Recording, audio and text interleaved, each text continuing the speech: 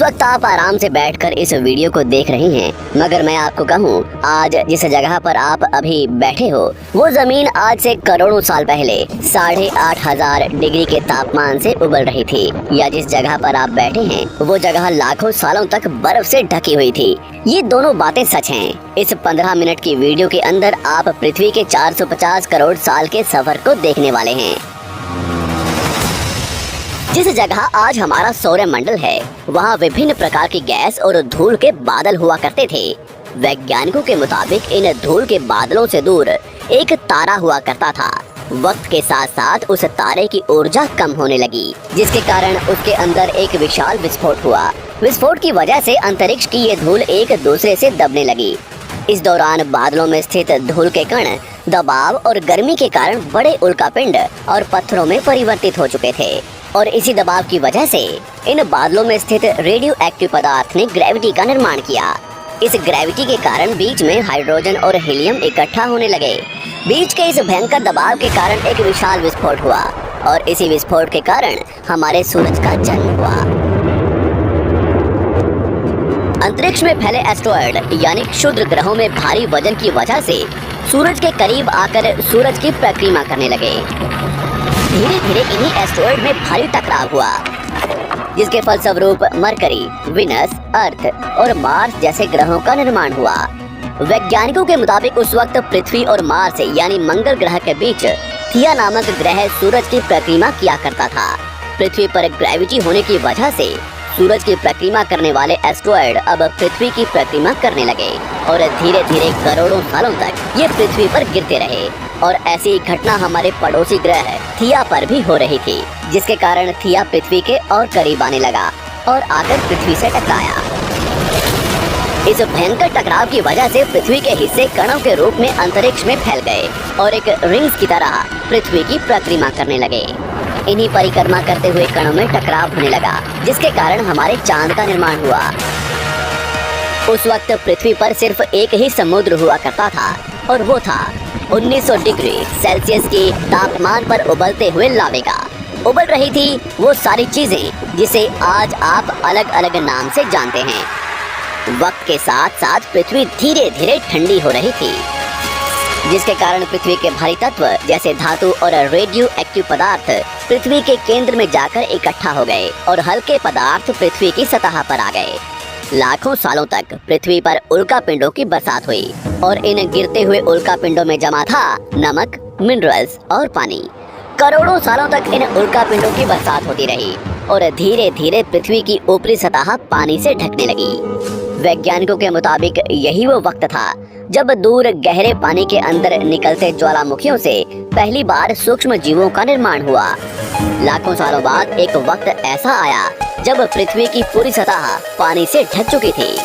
हमारी पृथ्वी के सबसे अंदर का कोर रेडियो एक्टिव पदार्थ से बने होने की वजह से हरदम गर्म होता रहता है, लेकिन जब भी पृथ्वी की ऊपरी जमीन ठंडी हो जाती है, तब पृथ्वी के अंदर की गर्मी बाहर नहीं निकल पाती, जिसके कारण ज्वालामुखियों का निर्माण होता है। और उस वक्त कुछ ऐसा ही हुआ। पानी से ढकी हुई पृथ्वी पर हजारों की तादाद में ज्वालामुखी निकलने लगे, और आने वाले लाखों सालों तक इन ज्वालामुखियों का निकलना जारी रहा, जिससे पानी के ऊपर जमीन का निर्माण हो रहा था।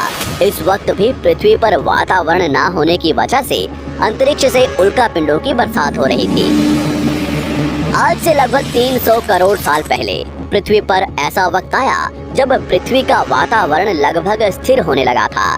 ज्वालामुखी निकलने धीरे हो गए थे, और पृथ्वी का एक दिन 12 घंटे का हुआ करता था। साल बीतते गए, और धीरे धीरे ये सूक्ष्म जीव विकसित होते गए और समूह में रहने लगे।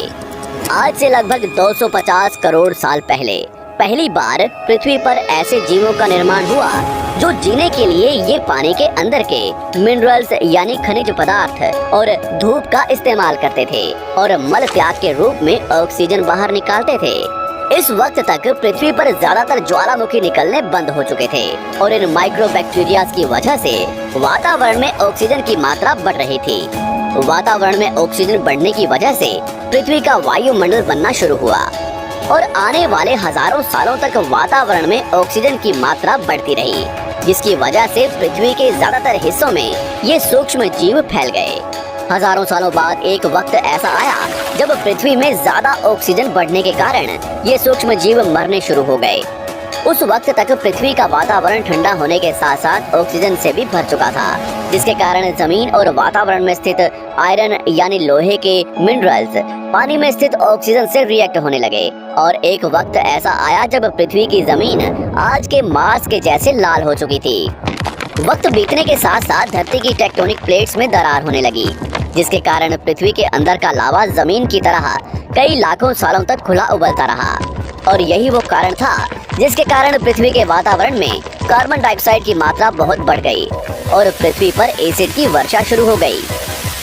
एसिड रेन की वजह से पृथ्वी का तापमान घटने लगा और तापमान इतना घटा कि पृथ्वी के ऊपर स्थित पानी बर्फ में परिवर्तित होने लगा। पृथ्वी पर पहली बार भयंकर आइस एज आया। इस वक्त पूरी पृथ्वी सफेद बर्फ से ढक चुकी थी। आमतौर पर जब धरती पर सूरज की किरणें गिरती हैं, तब जमीन उन किरणों को सोख लेती है, मगर क्योंकि पूरी पृथ्वी बर्फ से ढक चुकी थी और क्योंकि बर्फ सफेद और चमकीली होती है, जिसके कारण सूरज की किरणें धरती पर गिरने के बाद वापस चली जाती थी। इसी कारण से पृथ्वी कई लाखों सालों तक बर्फ से ढकी रही, मगर फिर से पृथ्वी के अंदर स्थित गर्मी ज्वालामुखी के रूप में निकलना शुरू हो गई और इन ज्वालामुखियों से निकलने वाली गर्मी ने बर्फ को पिघलाना शुरू कर दिया। इसी बीच पृथ्वी की गहराई में बचे कुछ सूक्ष्म जीव धीरे धीरे बदल रहे थे और अब वो ऑक्सीजन को अपने शरीर को बड़ा और जटिल बनाने के लिए इस्तेमाल करने लगे थे। इस बीच पानी में अलग से भी छोटे समुद्री पौधे निकलने शुरू हो चुके थे। बाहर जैसे जैसे ज्वालामुखी निकल रहे थे, वैसे वैसे वातावरण कार्बन डाइऑक्साइड की वजह से गर्म हो रहा था। वक्त के साथ साथ बर्फ तो पिघलने लगी, मगर धरती पर फिर से एसिड की वर्षा शुरू हो गई, जिसके कारण फिर पृथ्वी ठंडी होने लगी और फिर पृथ्वी की ज्यादातर सतह बर्फ से ढक गई। ऐसा बार बार कई हजारों सालों तक होता रहा और इसी कारण से अब समुद्री जीव धीरे धीरे वातावरण के हिसाब से विकसित हो रहे थे।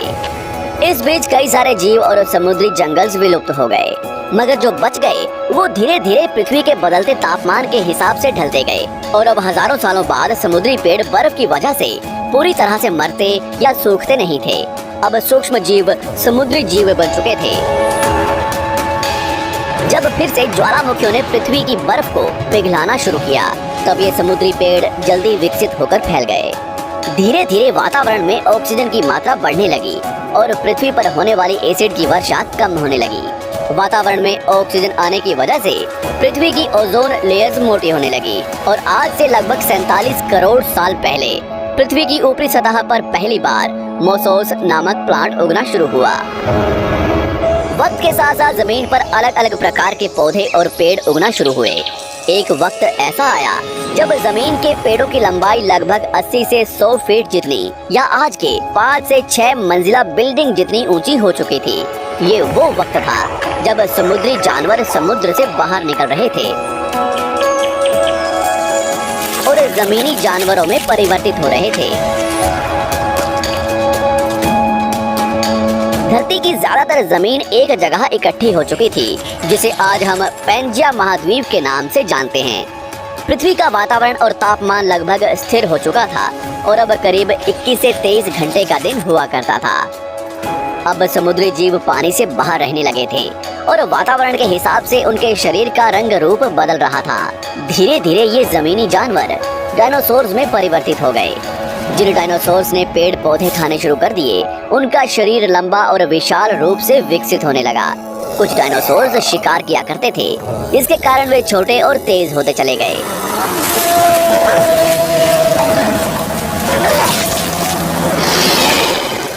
पृथ्वी की ऊपरी जमीन एक जगह इकट्ठी होने के कारण ज्यादातर जमीन रेगिस्तान और बंजर हो चुकी थी। ज्यादातर जंगल समुद्र के करीब हुआ करते थे, जिसमें डायनासोर्स रहा करते थे। आज से लगभग 20 करोड़ साल पहले पैंजिया महाद्वीप टूटना शुरू हो गया। पैंजिया के विभाजित होने की वजह से पृथ्वी की ज्यादातर ऊपरी जमीन पानी के संपर्क में आने लगी, जिसके फलस्वरूप पृथ्वी पर हरियाली बढ़ती गई, जिस वजह से डायनासोर्स और ज्यादा विभिन्न और विशाल होते चले गए।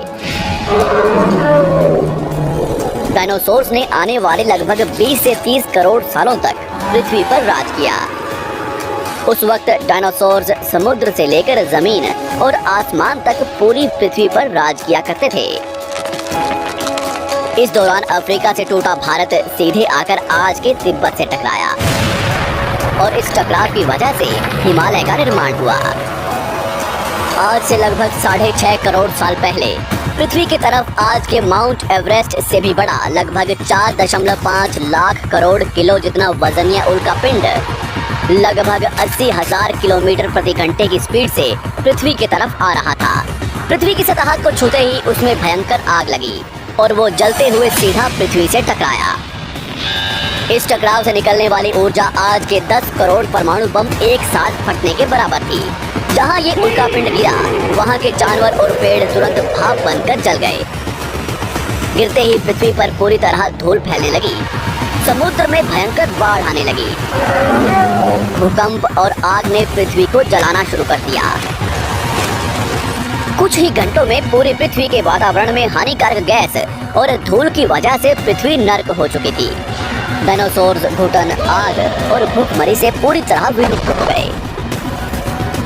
इस वक्त हमारे पूर्वज जमीन के अंदर रहा करते थे, जिसके कारण वो इस विशाल प्रलय से बच गए। पृथ्वी का वातावरण पूरी तरह से काला और अंधेरा हो चुका था, जिससे धूप भी जमीन तक नहीं पहुंच पा रही थी। पृथ्वी के पेड़ और ज्यादातर जानवर विलुप्त हो गए। वातावरण में धूल और हानिकारक गैस के कारण पृथ्वी पर फिर से एसिड की वर्षा शुरू हो गई और फिर पृथ्वी ठंडी होकर बर्फ से ढक गई।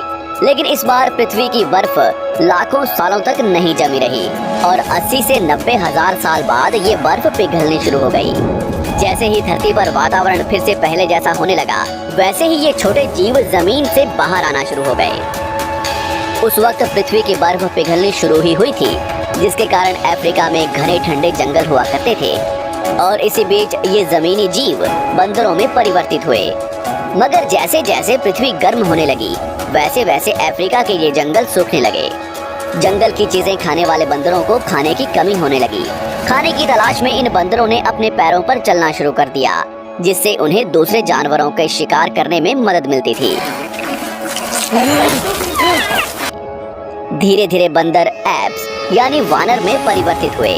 खाने की तलाश में ये एप्स पृथ्वी के दूसरे हिस्सों में फैलने लगे और धीरे धीरे उनके शरीर का रंग रूप वहाँ के मौसम के हिसाब से बदलता गया।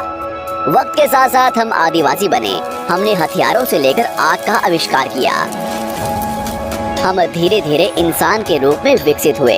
हमने धर्म से लेकर परिवार, भाषा और संस्कृति का निर्माण किया और वक्त के साथ साथ हम विकसित होते चले गए और आज हम इस पृथ्वी की सबसे विकसित प्रजाति बन चुके हैं। पृथ्वी को आज के जैसे बनने में लगभग 450 करोड़ साल का वक्त लगा है और हमें एक छोटे जमीन में रहने वाले जानवर से इंसान बनने में कई लाखों सालों का। मगर हमने इन 100 सालों में जितना पृथ्वी को गंदा और तबाह किया है, उतना आज तक किसी भी प्रजाति ने नहीं किया होगा। हम फिर से धरती को गर्म कर रहे हैं और कार्बन डाइऑक्साइड की मात्रा बढ़ा रहे हैं। वैज्ञानिकों का मानना है कि पृथ्वी पर फिर से विशाल परिवर्तन होने वाला है। भविष्य में पृथ्वी कैसी होगी, जानेंगे हमारी अगली वीडियो में।